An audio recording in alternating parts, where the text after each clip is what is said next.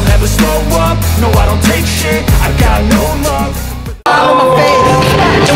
Dua, tiga, empat. Anggota Exco PSSI, Arya Sinulinga memberikan kabar terbaru mengenai proses naturalisasi pemain keturunan calon gelandang timnas Indonesia, Jay Itzes. Seperti diketahui, Jay Itzes memang tengah melakoni proses perpindahan kewarganegaraan.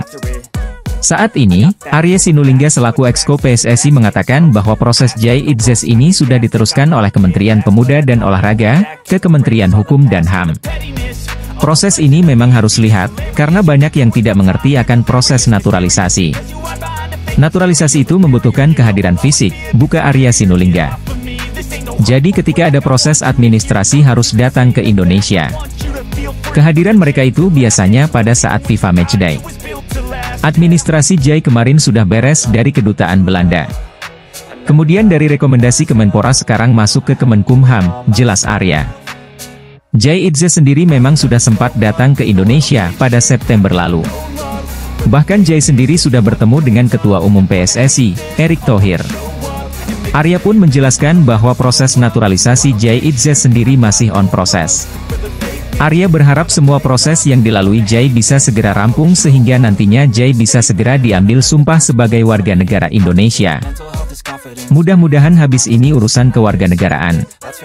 Setelah itu masuk ke Kemensesnek, masuk ke Presiden lalu diusulkan DPR. Di DPR biasanya ada sidang di Komisi 3 dan Komisi X. Setelah itu sidang paripurna DPR dan soal jadwal kami akan sesuaikan. Setelah itu baru masuk ke Presiden dan keluar ke Pres baru diambil sumpah dan selepas itu berpindah federasi, tukas Arya.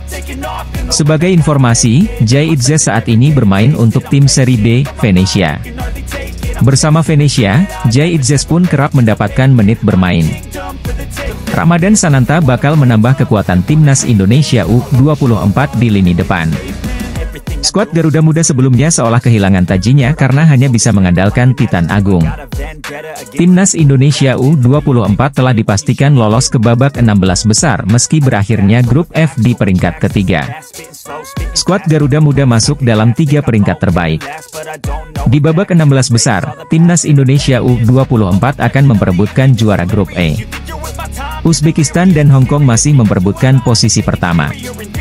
Timnas Indonesia U24 akan melawan salah satu dari Uzbekistan dan Hong Kong pada Kamis, 28 September 2023. Duel tersebut bakal digelar di Stadion Pusat Olahraga Shangcheng, Hangzhou.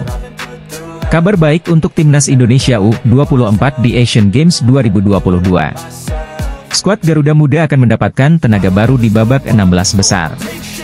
Manajer Timnas Indonesia U24, Endri Irawan memastikan penyerang Persis Solo, Ramadan Sananta akan menyusul ke Hangzhou, Cina pada Senin, 25 September 2023. Ramadan Sananta bakal bergabung dengan Timnas Indonesia U24 di babak 16 besar. Penyerang berusia 20 tahun itu sebelumnya tidak sempat melepas Persis Solo ke skuad Garuda Muda. Insya Allah Sananta menyusul ke Hangzhou pada malam ini, ujar Endri Irawan, Senin, 25 September 2023. Timnas U24 Indonesia hanya diperkuat 20 pemain selama fase grup Asian Games 2023. Indra Syafri sebenarnya memanggil 22 pemain, namun ada 2 nama yang absen karena masalah berbeda. Pertama, Ramadan Sananta tak bisa membela Indonesia selama fase grup karena tak dilepas oleh klubnya, Persis Solo. Berikutnya, Beckham Putra yang masih dalam proses pemulihan cedera dan tak diberangkatkan ke Cina, meski namanya terdaftar dalam skuad Timnas U24 Indonesia untuk Asian Games Hangzhou, Cina. Kendati demikian, dengan lolosnya Indonesia ke babak 16 besar, Indra Syafri membuka peluang untuk memanggil pemain lagi dalam rangka mengisi 2 slot tersisa yang ditinggalkan Sananta dan Beckham. Lolos ke babak 16 besar sebagai peringkat 3 terbaik, Timnas U24 Indonesia akan menghadapi pertandingan juara grup C, antara Hong Kong atau Uzbekistan yang baru bermain malam ini. Babak 16 besar Asian Games 2023 sendiri akan dimulai pada 27 September dan ditutup dengan laga final pada 7 Oktober 2023. Timnas U24 Indonesia dipastikan lolos ke babak 16 besar Asian Games 2023 setelah menjadi satu dari 4 peringkat 3 terbaik. Perolehan 3 poin dari 1 kemenangan dan 2 kegagalan mengantarkan skuad Garuda melaju dengan status tersebut. Pelatih Indra Syafri mengatakan masih banyak hal yang perlu diperbaiki dari permainan anak asuhnya selama fase grup.